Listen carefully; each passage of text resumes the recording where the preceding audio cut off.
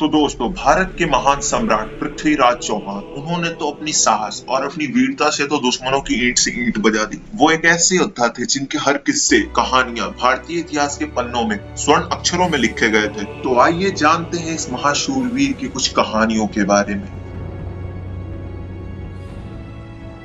पृथ्वीराज चौहान का जन्म राजा सोमेश्वर और रानी कर्पूरा देवी के घर 1149 में हुआ था। पृथ्वीराज लगभग 11 साल के थे। इतने कम उम्र में ही वे अजमेर की राजगद्दी पर बैठे और अपने राज्यों को अच्छे तरीके से चलाया। पृथ्वीराज चौहान बचपन से ही युद्ध कला में काफी निपुण थे। उन्होंने सरस्वती कंठवरण विद्यापीठ से अपनी शिक्षा ली थी। उसके अलावा उन्होंने अपनी शस्त्र विद्या अपने गुरु श्री राम से प्राप्त की थी। पृथ्वीराज चौहान और रानी संयोगिता की प्रेम कहानी।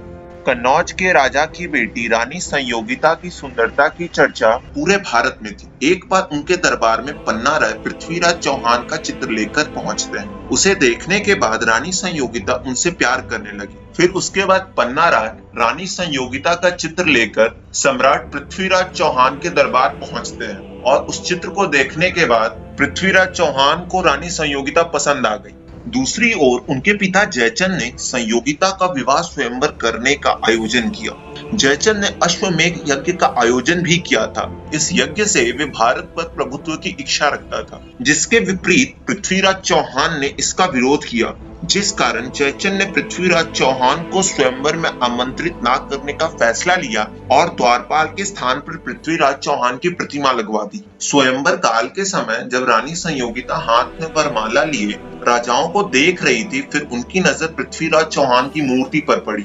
फिर उन्होंने मूर्ति को ही जाकर माला पहना दिया। उसी समय घोड़े पर सवार पृथ्वीराज चौहान महल में आए और उन्हें वहां से ले गए और उनसे शादी कर ली। और फिर उसके बाद राजा जयचंद और पृथ्वीराज चौहान के बीच 1189 और 1190 में दोनों युद्धों में राजा जयचंद हार गए। पृथ्वीराज चौहान और मोहम्मद गोरी की दुश्मनी।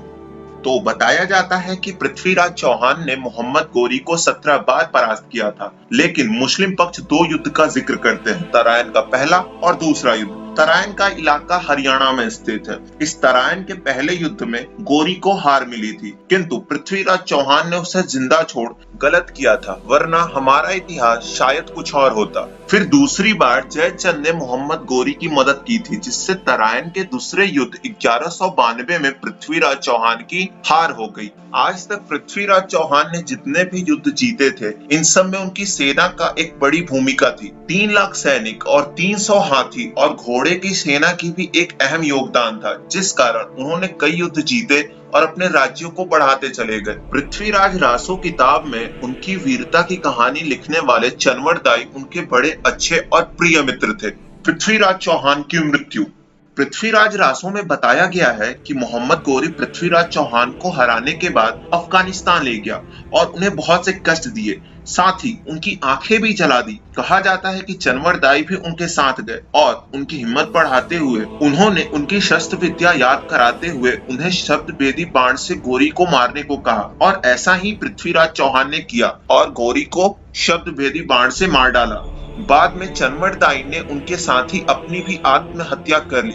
हालांकि अभी तक इसकी पुष्टि नहीं हुई। पृथ्वीराज चौहान जैसे महाशूर वीर योद्धा बहुत ही कम हुए हैं। आशा करता हूं कि आपको इस वीडियो से अच्छी जानकारी मिली होगी, और अगर वीडियो पसंद आया तो समझ गए, बड़े तेज हो रहे हो। चलो मिलते हैं अपने अगले वीडियो में।